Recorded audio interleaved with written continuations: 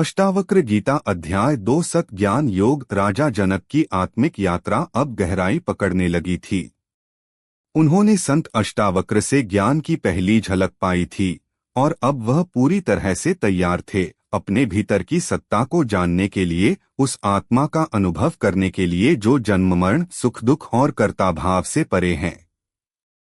एक शांत दोपहर मिथिला के राजमहल के एकांत कक्ष में राजा जनक और संत अष्टावक्र फिर आमने सामने बैठे। चारों ओर मौन था, लेकिन भीतर गूंज रही थी आत्मा की पुकार। जनक बोले, हे मुनिवर, आपने कहा कि मैं आत्मा हूँ, परंतु यह अनुभूति स्थायी कैसे बने? यह बोध केवल शब्दों तक ही सीमित न रहे, इसका क्या उपाय है? अष्टावक्र जी मुस्कुराए। उन्होंने कोई धर्मशास्त्र नहीं खोला, कोई लंबा प्रवचन नहीं दिया। वे बोले, राजन, तुम साक्षी हो, वही आत्मा हो जो शरीर मन इंद्रियों और जगत के कार्यकलापों को केवल देखता है। तुम शरीर नहीं हो। राजा जनक ने जैसे ही आंखें मूंदी, उन्हें अपने भीतर कुछ अलग दिखाई देने लगा। जो अभी तक केवल विचार था, अब धीरे धीरे अनुभव में ढल रहा था। अष्टावक्र जी बोले, जब तुम यह जान लेते हो कि तुम शरीर नहीं हो, तब सभी बंधन टूट जाते हैं। कोई भय नहीं, कोई लालसा नहीं, कोई संकोच नहीं। उन्होंने आगे समझाया, हे राजन, सुख और दुख ये दोनों मन की अवस्थाएं हैं। आत्मा पर इनका कोई प्रभाव नहीं पड़ता। तुम आत्मा हो, न करता, न भोगता, न देखने वाला, न ही देखा जाने वाला। यह सुनकर राजा जनक थोड़ी देर मौन रहे। उनका मुखमंडल शांत था। फिर उन्होंने कहा, हे गुरुदेव, जब मैं यह जानता हूं कि मैं आत्मा हूं, तब भी पुराने विचार और इच्छाएं मुझे घेरने लगती हैं। यह बोध बार बार क्यों खो जाता है? अष्टावक्र जी ने गंभीरता से उत्तर दिया, मन की आदतें पुरानी हैं। बार बार आत्मा के स्मरण से ही वे हटती हैं। मन विषयों की ओर भागेगा, लेकिन तुम स्वयं को स्मरण दिलाओ, मैं वह नहीं हूं। राजा, समत्व ही मुक्ति है। जिस व्यक्ति के लिए सुख दुख लाभ हानि सम्मान अपमान सब समान हो जाते हैं, वह जीवन मुक्त है। योगी वह है जो जगत को स्वप्नवत देखता है, जागृत अवस्था में भी द्वैत का अनुभव नहीं करता। जब तुम यह जान लेते हो कि सब कुछ मन की कल्पना है, तब तुम अपने स्वाभाविक आत्मस्वरूप में स्थित हो जाते हो, जो शांत, स्वतंत्र और पूर्ण है। अष्टावक्र जी ने एक सुंदर उदाहरण देकर बात स्पष्ट की। राजन, जैसे आकाश में उड़ते बादल केवल आते जाते हैं, वैसे ही विचार और इच्छाएं भी आती जाती हैं, पर आकाश उनसे कभी प्रभावित नहीं होता। तुम भी वही आकाश हो, इनसे परे शुद्ध चैतन्य। जनक ने सिर झुकाया, जैसे उन्हें अपना वास्तविक स्वरूप स्पष्ट दिखने लगा हो। हे मुनिवर, जनक ने कहा, अब मैं समझता हूं कि मैं क्या हूं और क्या नहीं हूं। मेरे पास जो राज्य है, वह भी मेरा नहीं है। यह शरीर, यह नाम, यह पद सब अस्थायी हैं, पर जो सदा है, वही मैं हूं।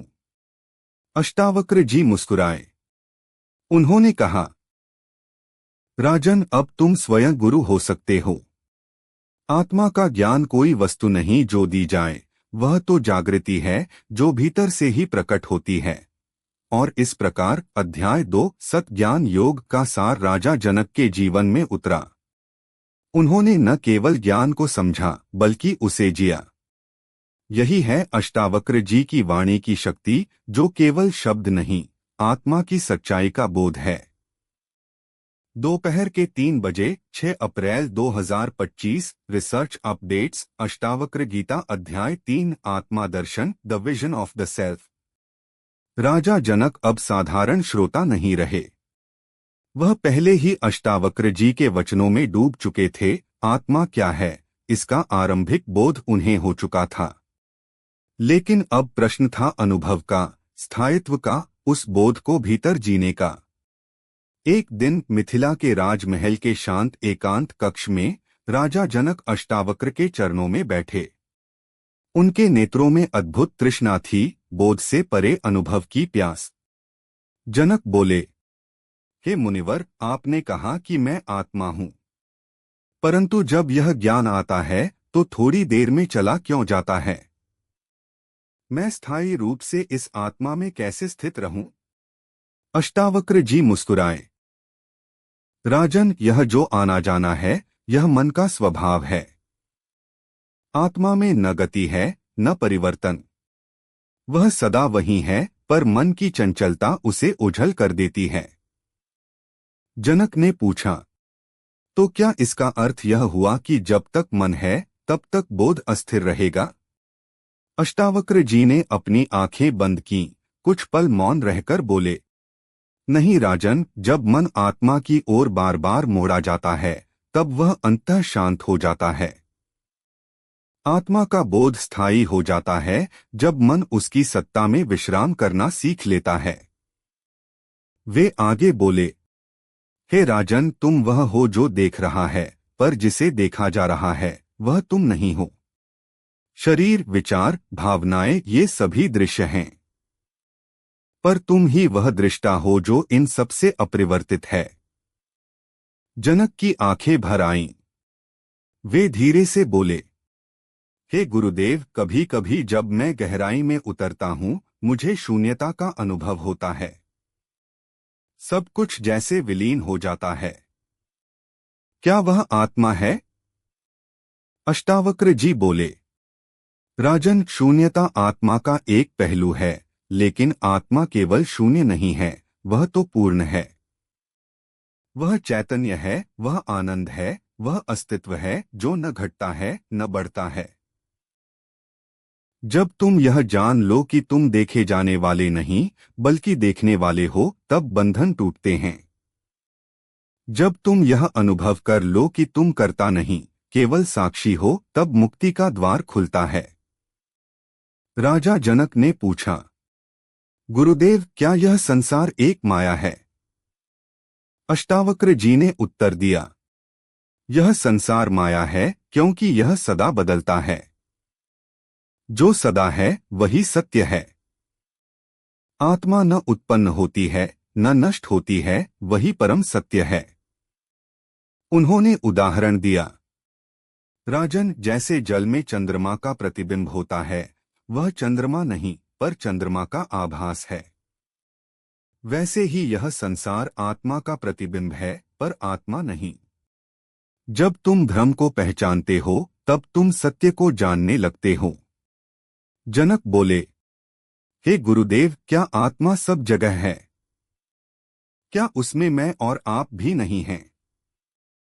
अष्टावक्र जी बोले, राजन, आत्मा एक ही है, न कोई मैं न कोई तू।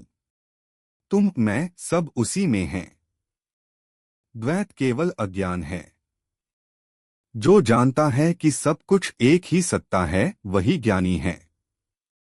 जब कोई यह जानता है कि वह न जन्मता है न मरता है न दुखी होता है न सुखी, तब वह आत्मा में स्थित हो जाता है। तब वह स्वयं को देखता है शुद्ध चैतन्य के रूप में। जनक अब मौन थे, मानो शब्दों से परे पहुंच चुके हों। कुछ पल बाद उन्होंने पूछा, गुरुदेव, क्या इस अनुभव को बनाए रखने के लिए कोई साधना करनी होती है? अष्टावक्र जी बोले, हे राजन, साधना केवल तब तक है जब तक अज्ञान है। जब ज्ञान हो जाता है कि मैं आत्मा हूं, तब साधना भी सहज हो जाती है। फिर साधना नहीं, स्मृति रह जाती है और वह स्मृति ही मुक्त करता है।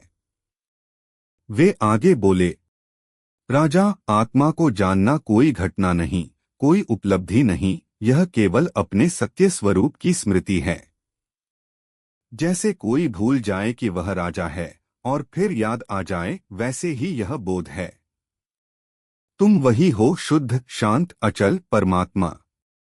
यह जानकर तुम चाहे राज सिंहासन पर बैठो या वन में, तुम सदा मुक्त हो। अष्टावक्र जी ने गहनता से कहा, हे जनक, आत्मा केवल तुम्हारी पहचान नहीं है, वह तुम्हारा स्वभाव है। वह कोई स्थिति नहीं, वह स्वयं तुम हो। जैसे आकाश में बादल आते जाते हैं, पर आकाश सदा अपरिवर्तित रहता है, वैसे ही आत्मा विचारों, भावनाओं और कर्मों के बीच भी अपरिवर्तित है। जनक ने आंखें बंद कर लीं, उनकी श्वास शांत थी, चेहरा तेजस्वी। फिर वे बोले, अब मैं जानता हूं कि मैं आत्मा हूं, शुद्ध, अचल और चैतन्य स्वरूप। यह संसार मेरी दृष्टि में है, पर मैं उसमें नहीं। अब मुझे डर नहीं, दुख नहीं, आकांक्षा नहीं। अष्टावक्र जी मुस्कराए। उन्होंने अंतिम वाक्य कहा, अब तुम ज्ञानी हो जनक। अब तुम न केवल राजा हो, तुम ब्रह्म स्वरूप हो। जो इस आत्मा को जान लेता है, वह न मृत्यु से डरता है, न जीवन से। वह मुक्त है, अभी यहीं। इस प्रकार अध्याय 3 आत्मा दर्शन समाप्त होता है, जहां आत्मा को देखा नहीं बल्कि अनुभव किया जाता है, जहां द्वैत से अद्वैत की यात्रा होती है, और जहां राजा जनक केवल ज्ञाता नहीं, स्वयं ज्ञान बन जाते हैं।